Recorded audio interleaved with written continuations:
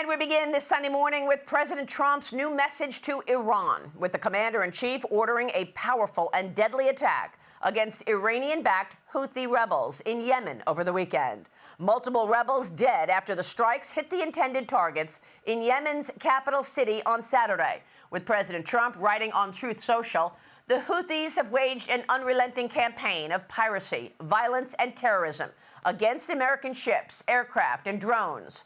Your attacks must stop starting today, and if they don't, hell will rain down upon you like nothing you have ever seen before, writes the president. Trump also sending a direct message to Iran, warning the Iranians not to support terrorist proxies. The president following up after breaking news on this program last week that he sent a letter to the supreme leader of Iran asking to open up talks regarding Iran's nuclear ambitions. I've written him a letter saying, I hope you're going to negotiate, because if we have to go in militarily, it's going to be a terrible thing for them. You wrote a letter to the Khomeini, yes. the leader? When did you send the letter? Yesterday. And you said you better negotiate, or we want you to negotiate? I didn't say you better. I said, I hope you're going to negotiate, because it's going to be a lot better for Iran. And I think they want to get that letter.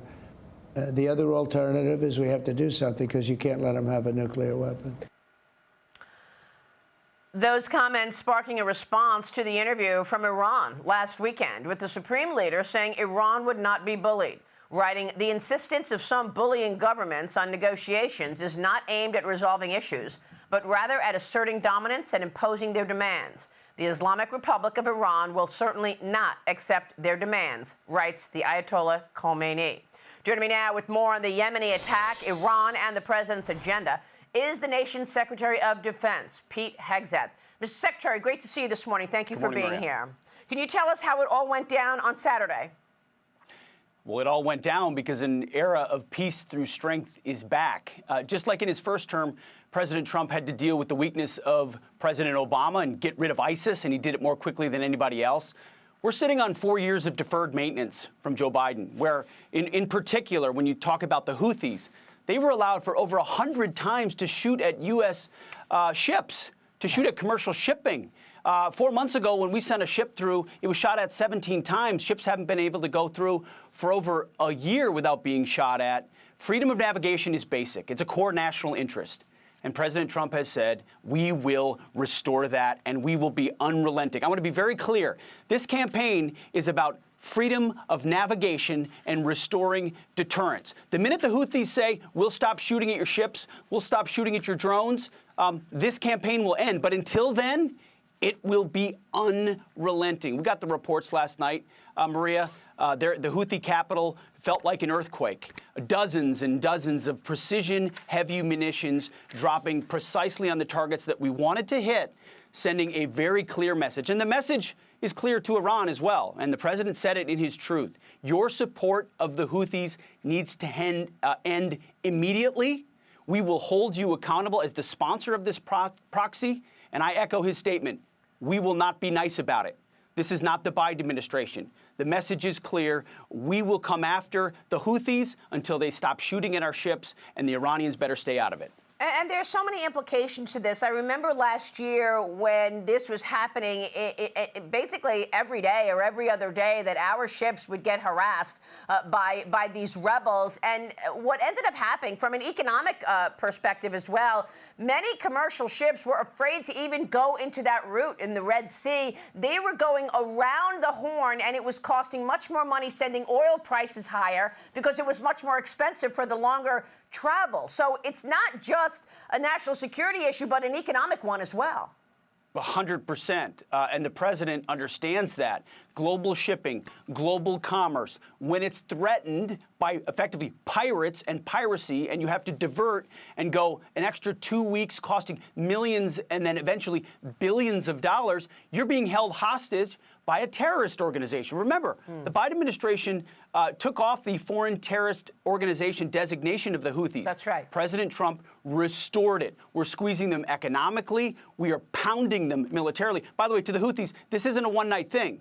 This will continue until you say we're done shooting at ships, we're done shooting at assets. We don't want a long, limited war in the Middle East. I don't We don't care what happens in the Yemeni civil war. This is about stopping the shooting at assets in that critical waterway to reopen freedom of navigation, which is a core national interest of the United States. And Iran has been enabling the Houthis for far too long. They better back off. And enabling the Houthis, but also Hamas and Hezbollah. Secretary, assess the capability and the capacity today of these Iranian proxies. I'm talking about Hezbollah having become weakened in the last several months, Hamas weakened as a result of the Israeli strikes. What can you tell us about the capacity of these Iranian proxies, Hamas, Hezbollah, and now the Houthis? What is their state today? Well, Maria, Iran is in a very weakened state. When you mentioned it, Hezbollah, you mentioned it, Hamas. You look at what happened in Syria with the collapse of that regime, which was a client state of Iran. And ultimately, a lot of their insurgent groups in Iraq have pulled back as well. But it doesn't mean they still don't have the desire. Their air defenses are weakened. And that's why they're in a position where they're supporting groups like the Houthis, because they, in some ways, have to move to other options to try to agitate and instigate in the region. This is a critical moment for them, and the president said it on your program. He said it very clearly. They will not be allowed to have a nuclear weapon. We hope they do so. That we give it up peaceably through negotiations. The president has laid out the trajectory for that because the alternative doesn't look good for anybody. I feel like we've been hearing that Iran is close to having a nuclear weapon. We're a month away, 2 months away. We've been hearing this for years. Realistically speaking, Secretary, how close is Iran from developing a nuclear weapon in your view? Well, that's something that's classified, something we guard very closely, we watch very closely, and that's why the president has such urgency on this, why he's leading on this. Nobody wants a military option as it pertains to Iran. So he is, through maximum pressure, just as he did in his first administration, maximum pressure bankrupt the Iranians. Well, under Joe Biden, what happened? They took off that maximum pressure, and groups like the Houthis were awash in cash. Then they got arrogant, started shooting at our ships. We look weak. Not anymore. Not under President Trump. That will stop. The Houthis shooting at our ships will stop. Iran must get that clear message and negotiate the end of their pursuit for nuclear weapons.